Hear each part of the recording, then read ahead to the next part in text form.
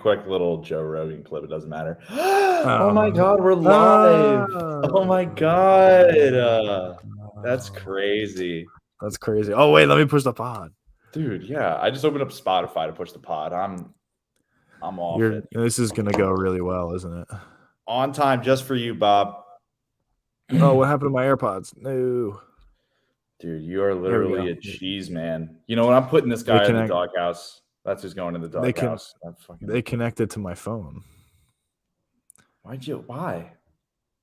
Well, when I turned my phone on, my AirPods went to my phone instead of the computer, and they disconnected from my computer. But I fixed it. Don't worry. Dude, Vic really is about to watch AEW instead of the Wolves of Broad Street podcast and the Liberty Line podcast network right now. That's so I don't even know cold. what is It's AEW. wrestling. I don't know what that It's is. wrestling. Oh, dude, I can't stand that. That's like not a sport. I'm sorry. I mean, like real like high school and college wrestling, that's a sport. Oh yeah. Not whatever those guys do. Anyways, you wanna rip it? Yeah, dude. Might as well. Did you push, dude? Okay, I did push. 3, 2, 1. Philly! Hello, everybody. Hello, Philadelphia. Welcome back once again to yet another edition of the Wolves of Broad Street podcast. As always, my name is Ryan Conway, and joining me here is my illustrious co-host and wartime consigliere, Sam Glavin. And, of course, we have our producer behind the glass, the one and only Seamus Peter Glavin, also known as Seamus G. Oh, my God, Sam. We got so much going on right now. The Phils are not hot. We've got Eagles. We got the Birds coming up. The Sixers are pretty much dead right now, which is honestly good for my mental health. So, yeah, but Sam, we are so close, but so far away from a lot of things. Of course, we're very close to the start of the NFL regular season. We're only a couple weeks away, just one preseason game away, which I don't care about. And we're also 2 weeks away. Thank you, Vic. We're also 2 weeks away from episode 69 of the Wolves of Broad Street podcast, that's going to be special. So stay tuned for that. But Sam, we are going to look at this Eagles schedule now that we've got some questions answered. So do you want to just go right into it? Just go game by game down the line and see what's going on. Yeah, I think that's what the plan was to start with. So, and then we'll take a break in the middle, then do doghouse, and then we'll do this other stuff. So yeah, let's dive right in. So we got on the docket week 1 after the preseason game against the Jets. Week 1 is going to be Eagles at Falcons. So it's September 12th at 1:00. For me, that's a big fat W. I don't think Atlanta's very good. They just lost their core wide receiver. Matty Ice is on the decline, I believe. So yeah, it's a dub for the Birds. Here's the thing: the only way the Eagles lose this game, I mean, we have so much fun young talent on the offensive side of the ball. Their defense is in shambles. Matty Ice is not the guy he used to be, like you said. But the only way we lose this game is just from inexperience and from being a young team. So I also have got to go with a win on the road at that lovely arena down in the ATL. We got to get the win. Yeah. And honestly, dude, I think Quez Watkins is going to go out there just night 1 and just put the league on notice. Or I guess early in the afternoon. It'll be good to have just it's been a while since we've had just a 1 p.m. game. I mean, we had that last year against the football team, but it'll be good just to kind of ease into it against Atlanta. Yeah, I agree. I don't think that they're anything to be. They got that guy. Kyle Pitts. Yeah, I mean he's an electric athlete, but we'll see. One man. We'll see. I think the defense is going to be okay against them as long as hopefully there's not too many injuries in that first game. But yeah, that's where I'm at with that. Let's go to game number 2. Week number 2, we go back home to the Link and play the 49ers at 1:00 on September 19th. I think that's also a win. I honestly really don't know too much about the 49ers. I just know that they have a rookie quarterback in Trey Lance, and I really hope that Trey Lance is I hope he shits the bed is basically what I want to happen. I mean, that would definitely be ideal.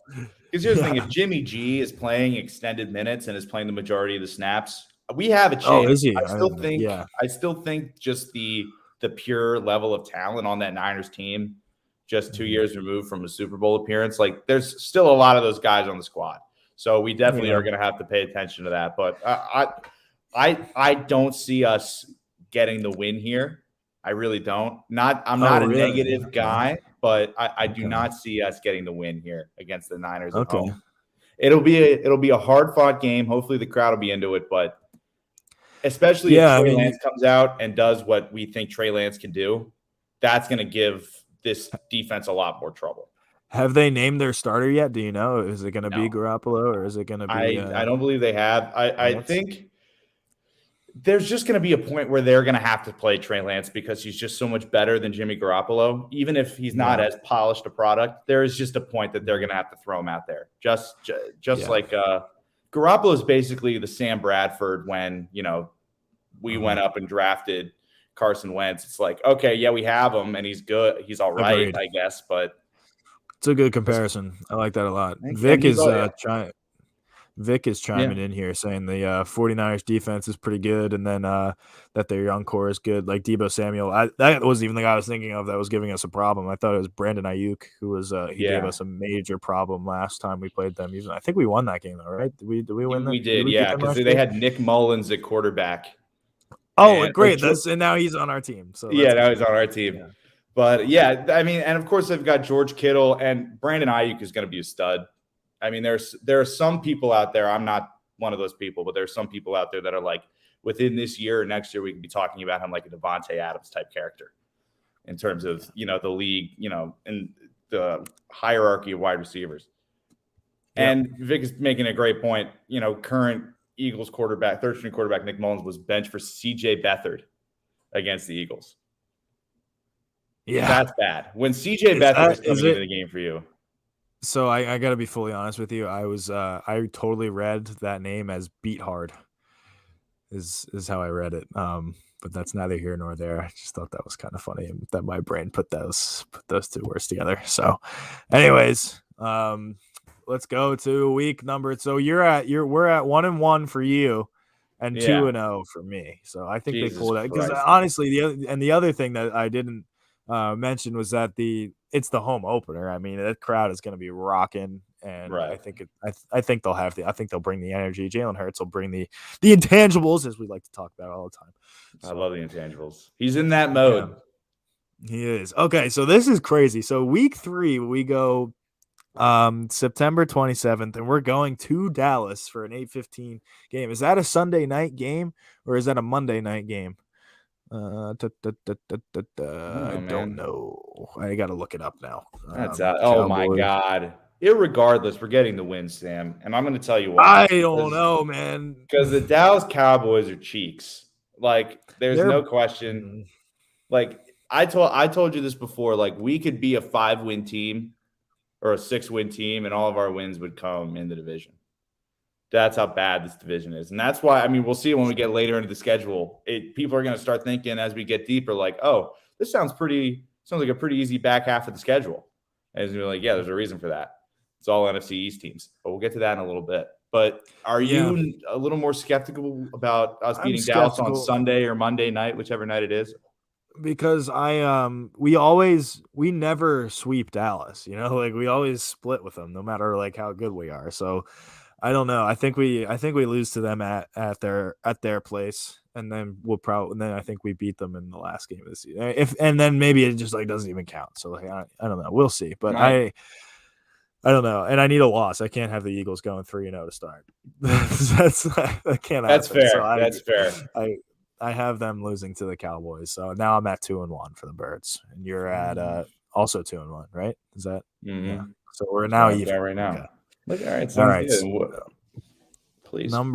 Week number 4.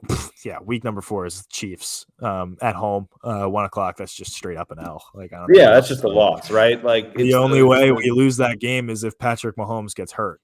Or win that game rather. But win that game.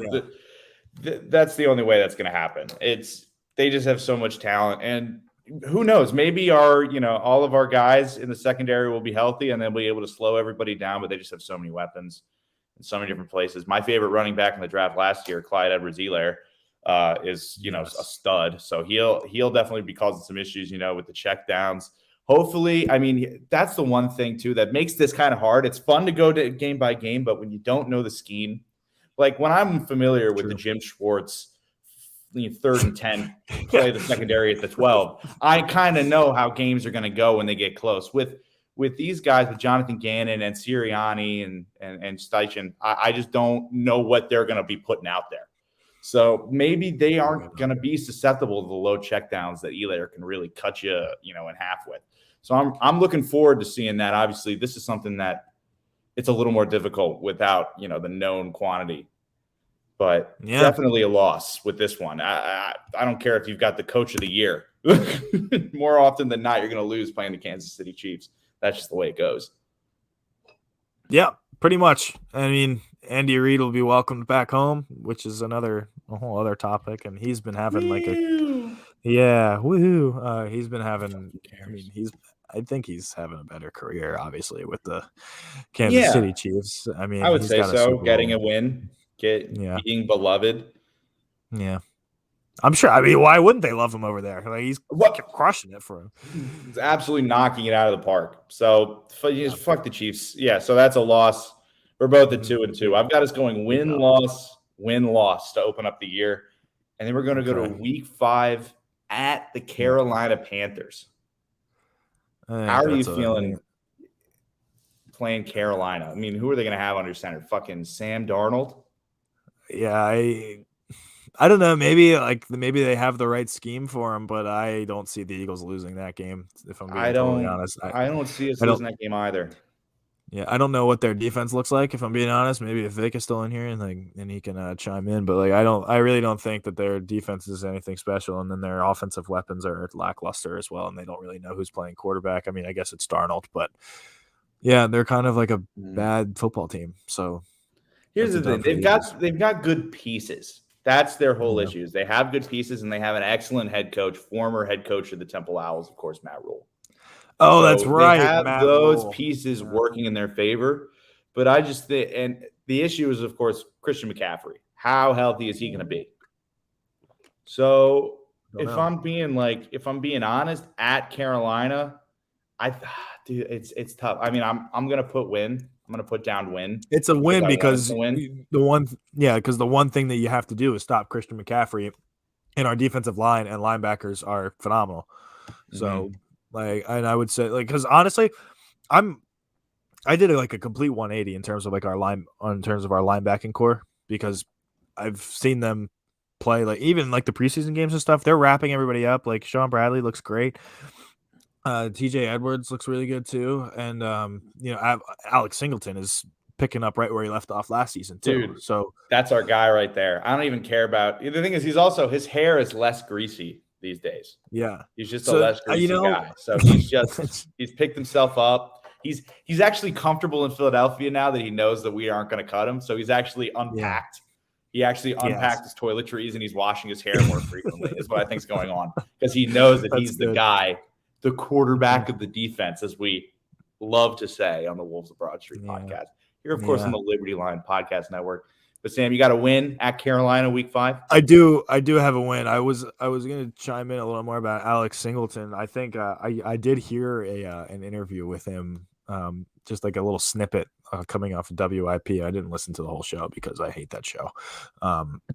But the dude is just an absolute freak.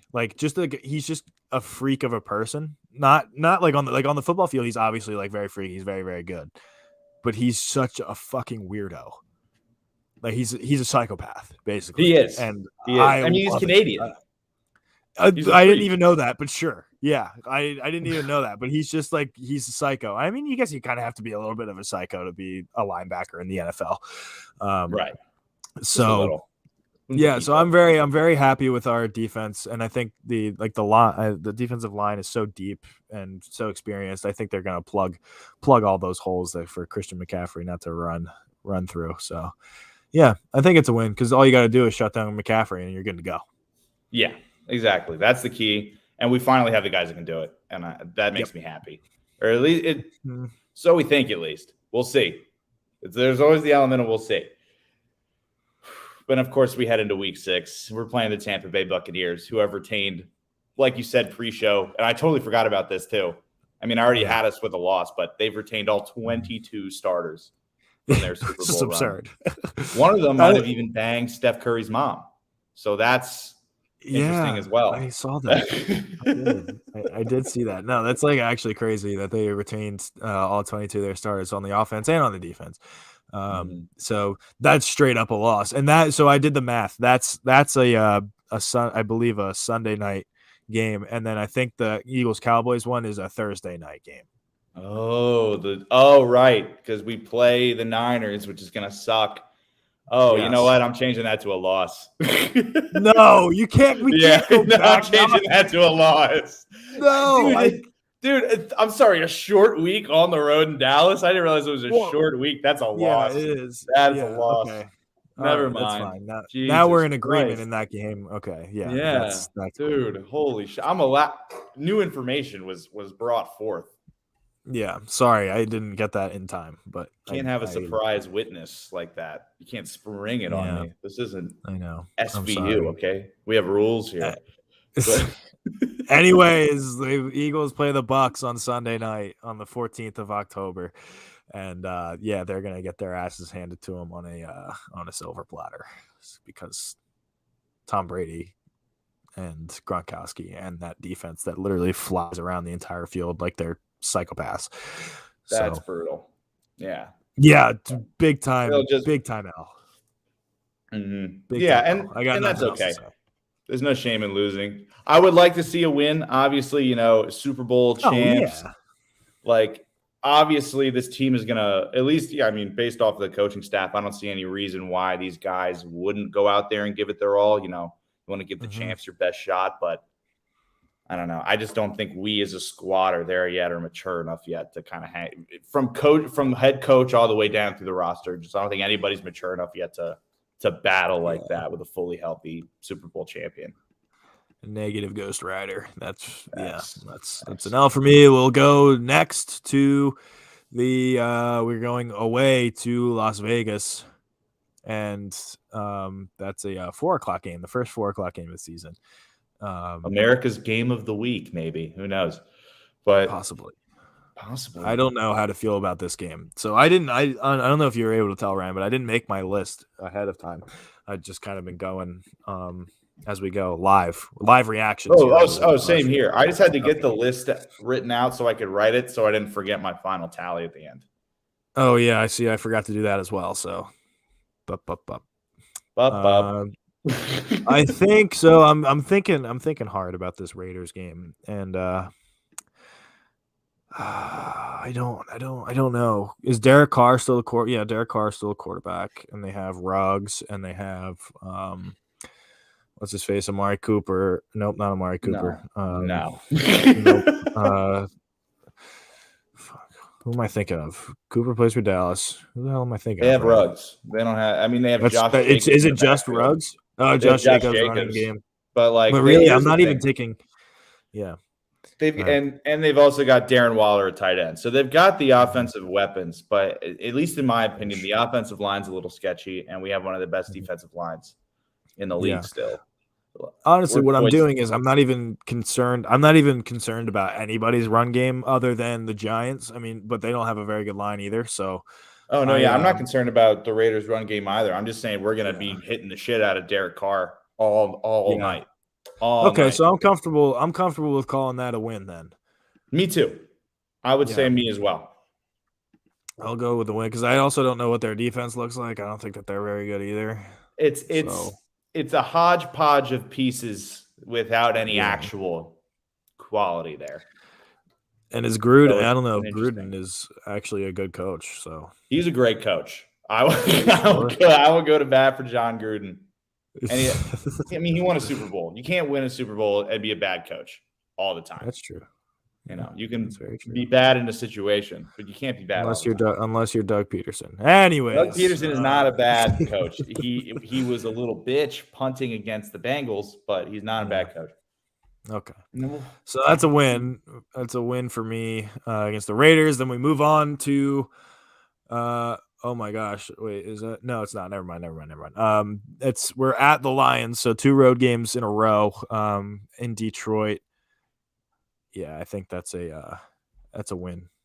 Yeah, Goff is right. I not a mean, good they've got Goff is not a good quarterback, and I guess they have young running backs in DeAndre Swift and the other guy, I forget his name. I don't even But know. I'm not concerned with them. I'm really no, not. I'm not. And their defense is horrid ever since we took Slay from them. Yeah, that should be a pretty sizable win. This is where we get to the like the back half of this schedule right here is pretty bad. So I think honestly, like a bunch of these are going to be wins for me. I might have to just throw a loss in there just because the Eagles are the Eagles, and I might have to pick one that's like an Yeah, actual loss. But I don't know. I have the Eagles, so let's do our tallies now so that I can like catch up because I forgot to do sounds the good. tallies. And then yeah, let's do this. So we have so far I have the Eagles winning against the Falcons. And then I have the Eagles beating the 49ers as well. And then I have the Eagles losing to the Cowboys. And then I have the Eagles losing to the Chiefs. And then I have the Eagles beating the Panthers. And then I have the Bucks beating the Eagles with a fraternity paddle. And then I have the Eagles beating the Raiders, and then I have the Eagles, and then we're at the Lions, right? That's what we just did. Okay, so that's a win as well. Very nice. I have them at 4. I have them at 4-3. I'm at. I don't know how you have them at 4-3, considering we've done 8 games, but I have them at 4-4. 1, 2, 3, 4. 1, 2.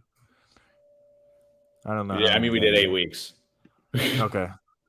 Yeah, you're right. So yeah, I think I must be at 4-4 then because there it is. Wow, look at that. It's slightly different ways of getting there, maybe, or maybe they're the exact same. I think we're actually the exact same right now. I am at 4-4. I miscounted my list here. Yeah, 1, Very 2, nice. 3. Wait, 1. No, I'm just kidding. I have them at 1, 2, 3, 4, 5. I have them at 5-3. Sorry, You got them at 5-3, and I've got them at 4-4. Math is really hard.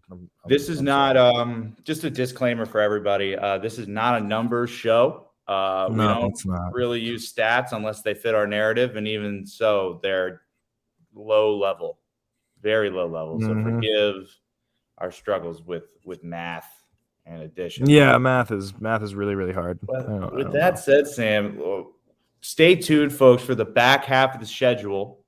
But we're going to go into the Doghouse, brought to you by Wide Plank Floor Supply. Visit their website at www.wideplankfloorsupply.com. Get a recommendation for a contractor. Get a quote. Wide Plank Floor Supply. If it's wide, they've got it. Samuel Glavin, who do you have in the Doghouse this week?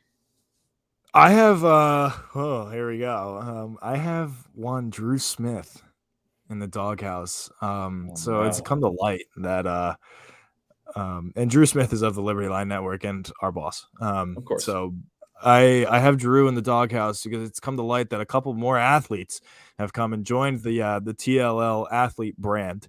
Right. And and one of them happens to be Alexandra Conway, who's Ryan's sister, and she plays field hockey for Lafayette, which is pretty cool. Big D1 program, which is nice.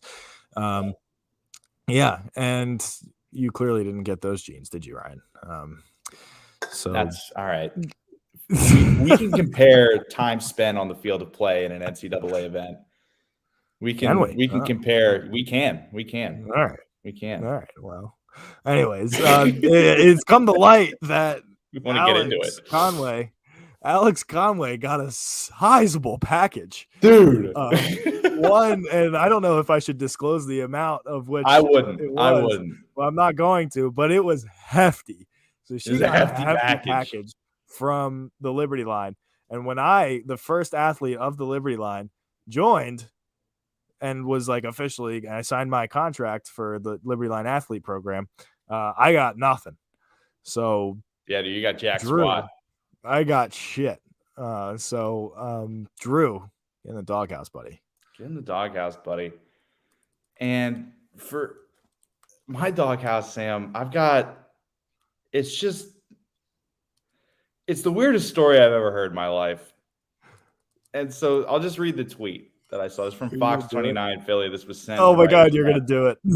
Police say a man may have died after using a high-powered epoxy resin to seal his private parts during intercourse to ensure protection from pregnancy. Now, so many questions for this guy. There's a lot to unpack here. So many questions for the woman that was involved as well. I just have questions for all involved. And I just don't know where somebody goes, you know what? Hey, I don't have a condom on me. This is what I'm going to do. I'm going to seal my dick shut with epoxy, with literal hardening material that is not really supposed to unharden.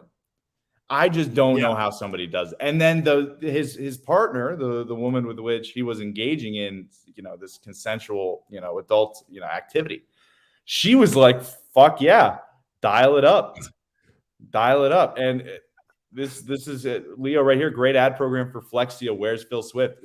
Flex Seal would have been a much better choice than literal epoxy. Honestly, yeah. Not that I recommend anything other than a condom if you're going to go, to protect yourself from STDs and STIs. It's a very important thing to do. Safer sex is very important to practice. All of you kids out there.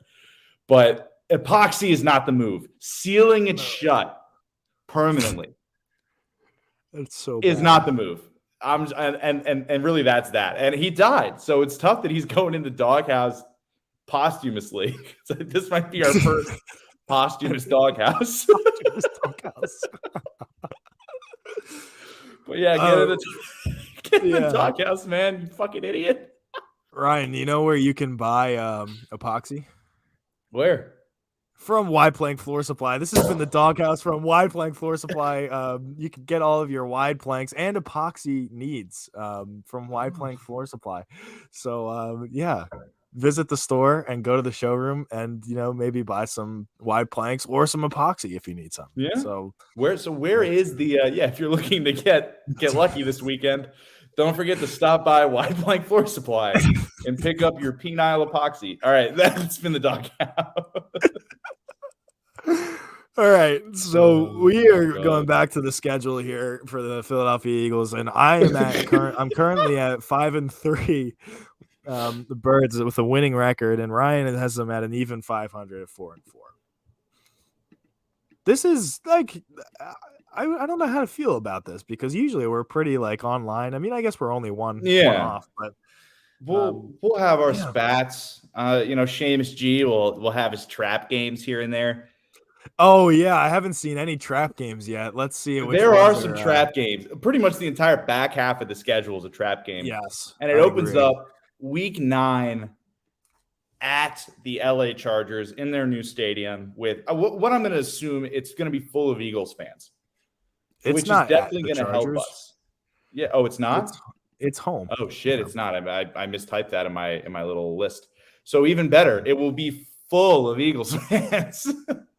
So yeah, the link will be full with Eagles fans. Yeah, it'll be full. It'll be sold out, filled with Eagles fans, and the Chargers have no fans, so they won't even be able to travel well at all. So yeah, I see a win here. I feel a win, but I am skeptical just because of you saw that team last year with a rookie Justin Herbert.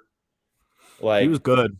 Challenge for that. I mean, challenge for an AFC wildcard spot. They finished a few games out, but they had a lot of one possession losses, a lot of close games, and they actually now have a competent head coach, which is definitely, gives me a little pause for concern. They have one of, if not the best safeties in the league in Derwin James.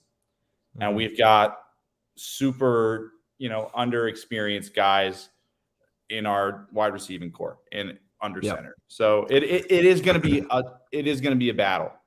And honestly, this is tough for me to do. I might have us with a loss here against the Chargers.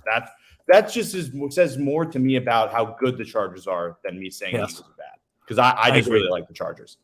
Yeah, I also like the Chargers. I really like Justin Herbert, and I really like their defense as well. Like you said, and Derwin James. He's really, really good safety. And Keenan Allen, obviously, as well. Very, very good wide receiver. I Right. think I would have. I really wanted the Eagles to make a move for him. He's one of my favorite receivers up there with like Mike Evans. Kind of a guy that like flies under the radar, but is like super good. Yeah, I like guess. he's clearly a stud, but Yeah. because they're either buried in Mhm. LA on the second worst team in LA, Yeah. or the worst team in LA, I mean, or in Tampa when they were just dog shit for like 10 years. Mhm. So now maybe hopefully, the Chargers get better and Keenan Allen gets that respect that he deserves, because he gets respect, but still not nearly enough, because the dude's nasty and he can catch the ball with any of them.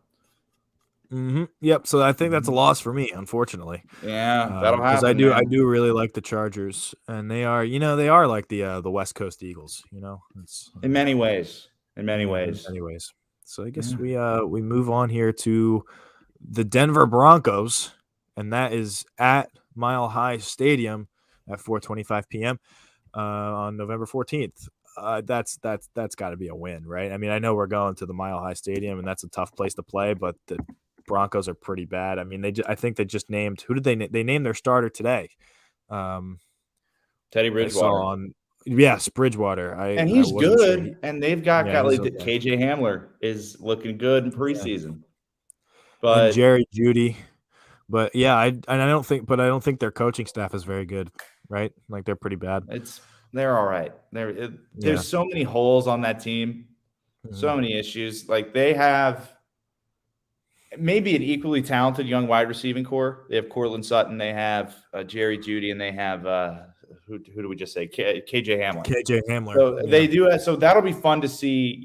Teddy Bridgewater, not so much a young quarterback, but still a guy trying to prove himself in the league. So it'll be fun to see those guys go out there and leave it out all on the field at Mile High.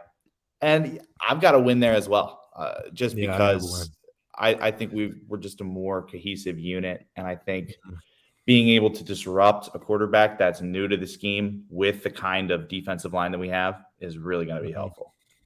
Yep. So, definitely a dub. And then we go back home to the link to play the New Orleans Saints, at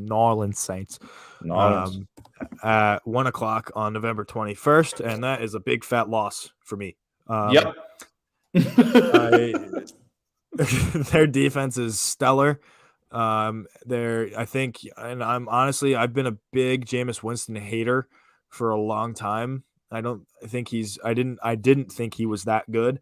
And then Ryan, you did convince me that after his LASIK surgery or whatever the fuck he got done to his eyeballs, I saw his preseason highlights thus far, and he looked really good. So I have to think that that's a loss, even though it's at home. And they're just a very experienced team. Their defensive line is also very, very experienced. Cam Jordan, he's a beast. Yeah, and you know what? And they still have what's his face? The utility quarterback. I can't remember his name. Taysom Hill. He's a weapon, man. I've always liked his game. I did not want the Eagles. I know there was talk of like the Eagles like bringing him in. I did not want that to happen, just because I didn't want that to be like an experiment with a brand new coaching staff. But he works very, very, very well for Sean Payton. So, exactly. Yeah. And dude, loss for me.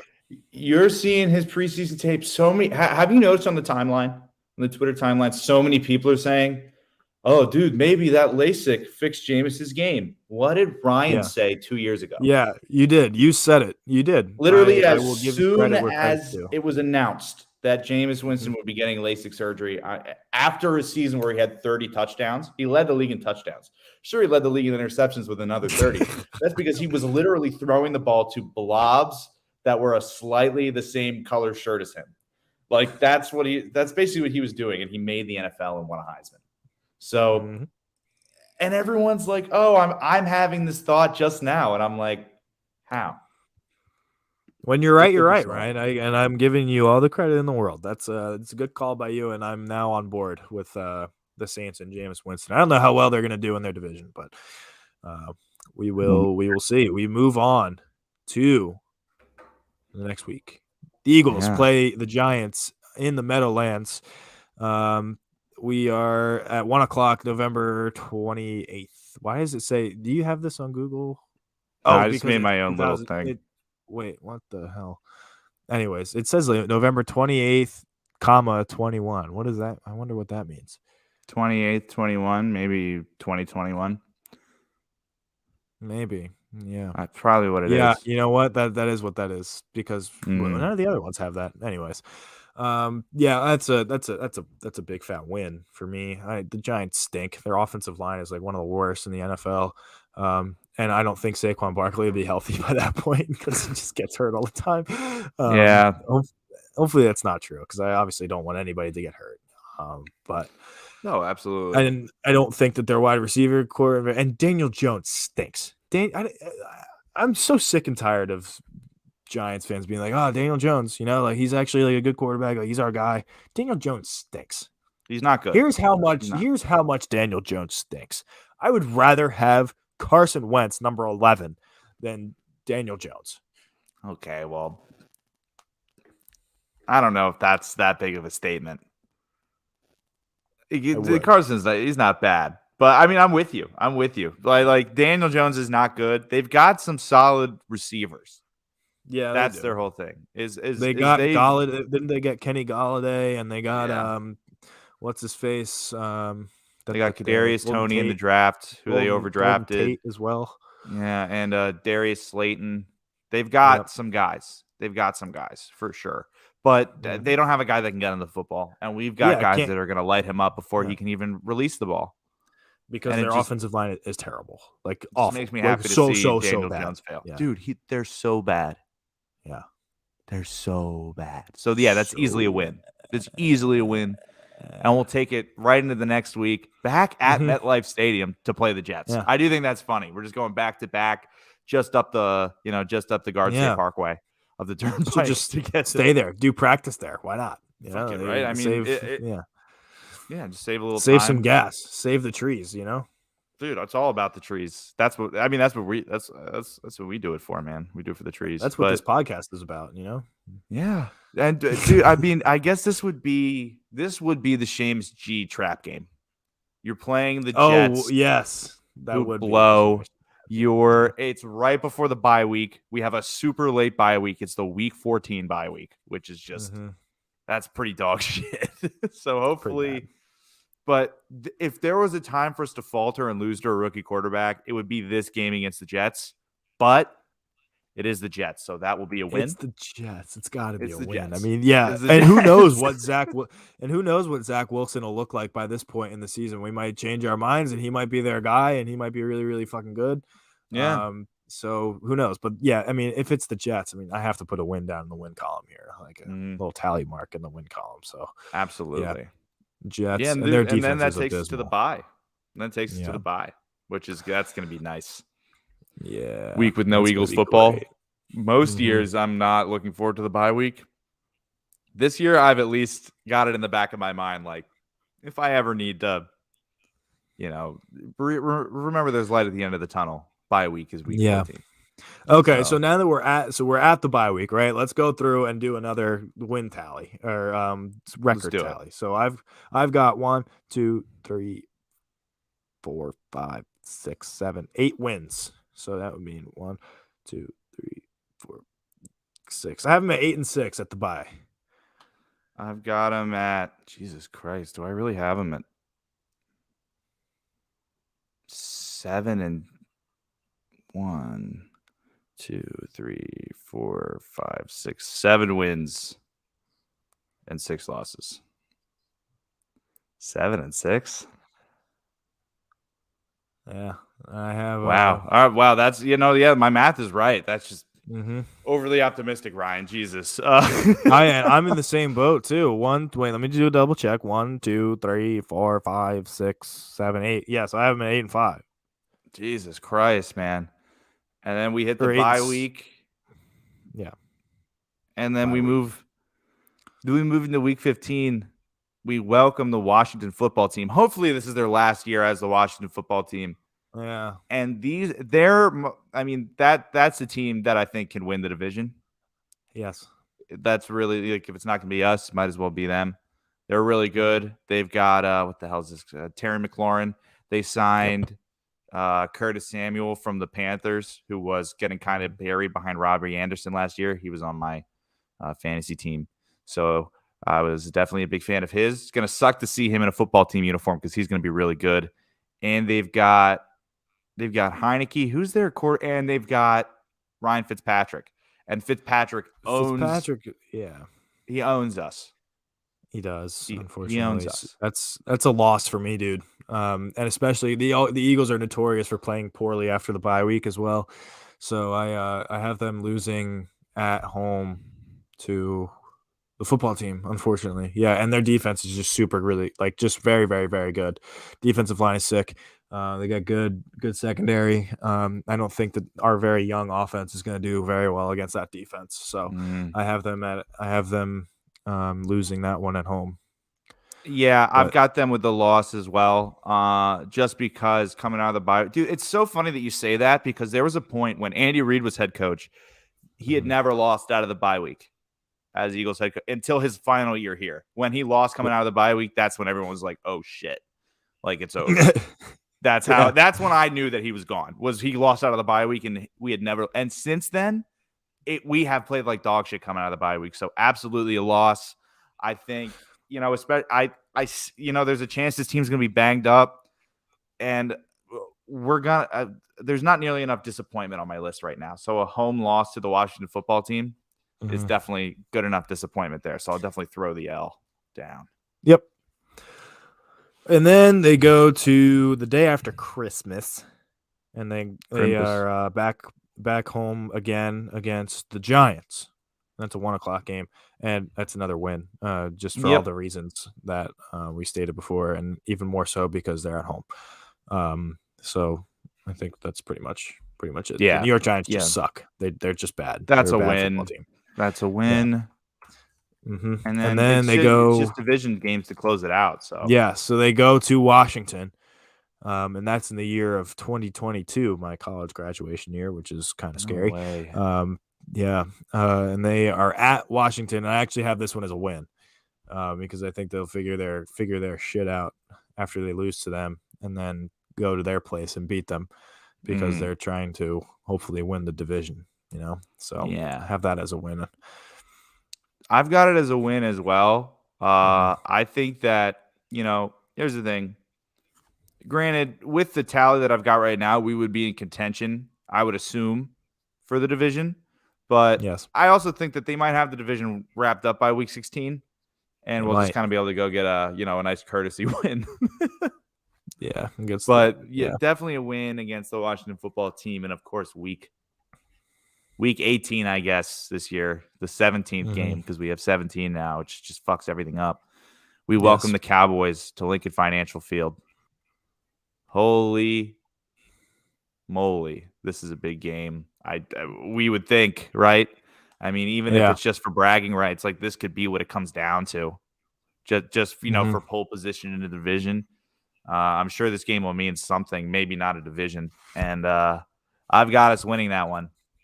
Yeah. We own the Cowboys. Yeah. When it matters. Yeah. I'm the same way. I have that as a win, but I'm going to put a quick pause and do a little Bryce Harper. It was a 445 foot bomb, game tying bomb from Bryce Harper. Thank you very much. Jesus Christ, dude. Yeah. But I have the Cowboys losing. Yeah, I have the Cowboys losing to the Eagles in that final game just because it's the final game and the Eagles are at home. Yeah. So let's do a tally, Ryan. Let's do a tally.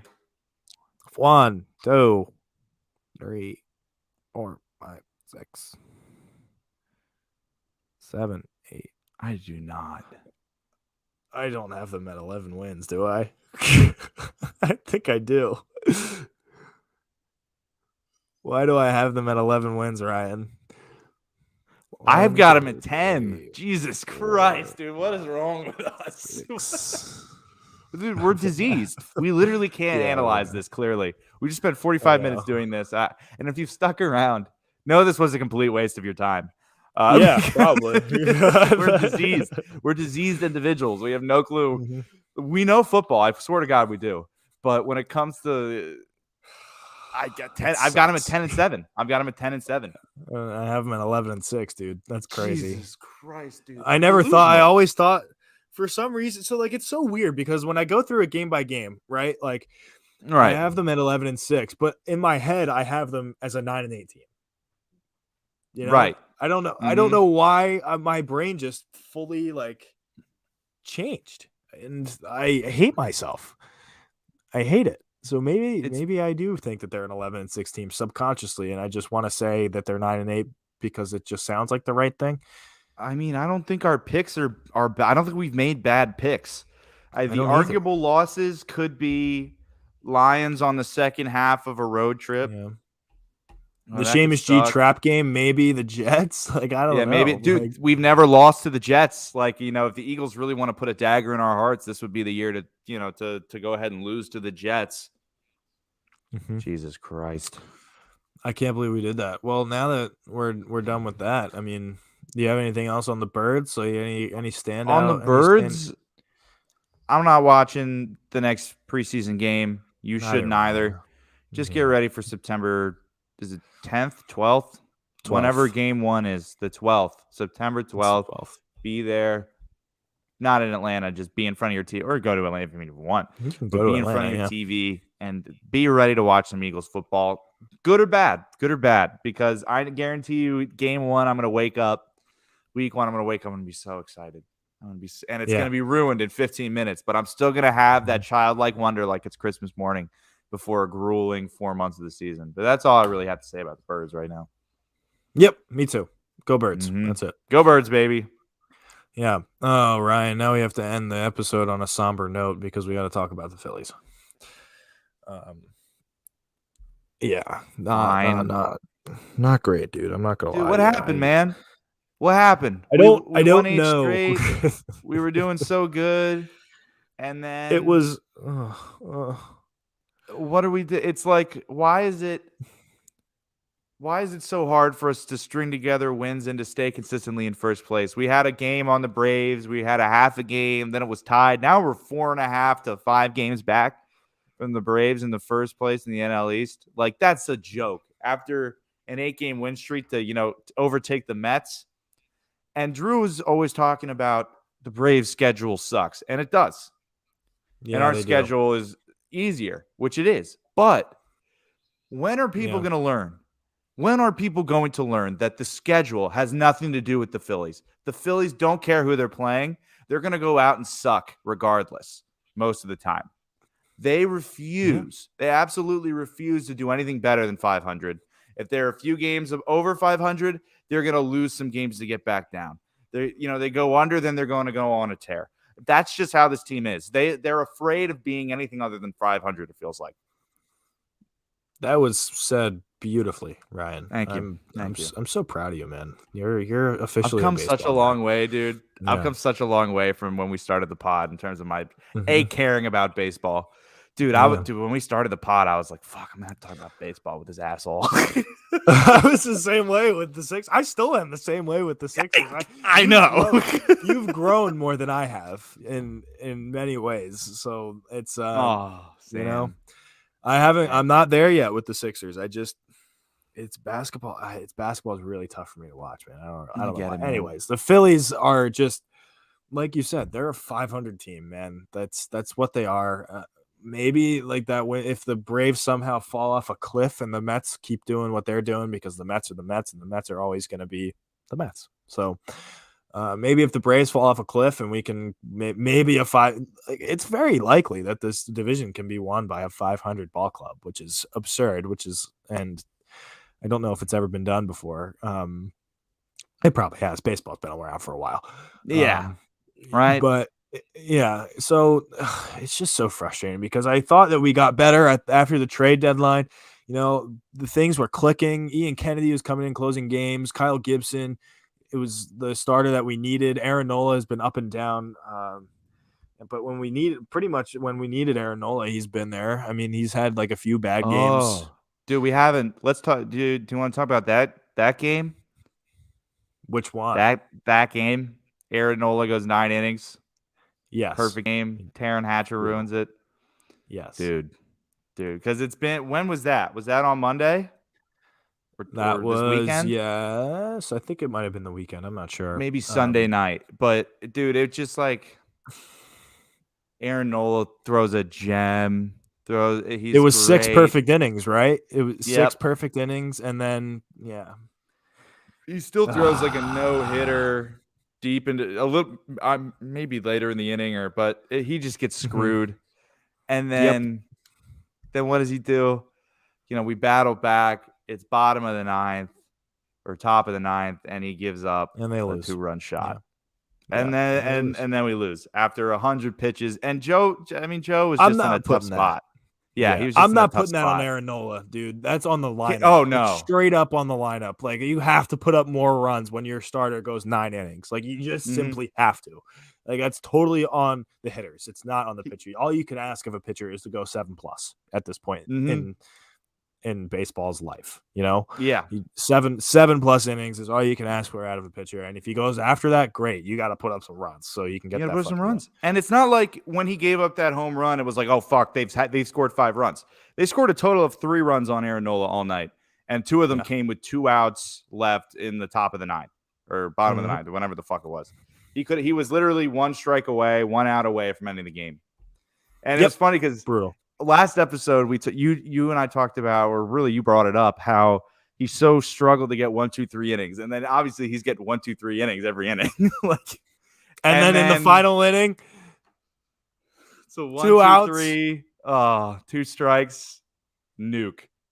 So brutal, man, so brutal. And it's like, you can't blame Aaron Nola. Sure, he hung that over the plate. It's a bad pitch, but whatever. That's just one bad pitch all night. Literally is 1 bad pitch out of 100. Exactly. That's literally 1% of his pitches were bad pitches, and it was a single one. And it still would have gone for a strike. And what's Joe Girardi going to do? Pull him and do what we all hate when he pulls Aaron Nola in the 9th? No. Can't do that. He does that with Zach Wheeler, though, all the time. Like when the time. He's got like 2 outs in the 7th, 8th, or 9th inning with like 2 outs and pulls. I'm like, Jesus Christ, Joe. Come on. He gives up like a bloop shot to the right center gap, and it's like, okay, like I guess he might be fading a little, but this is whatever. It's ridiculous. That is not the case at all there, Nola. But dude, people got to fucking hit, man. People got to hit. We got Alec Boehm down in AAA. He's gone. Like bad. We got Toe, everyday third baseman now.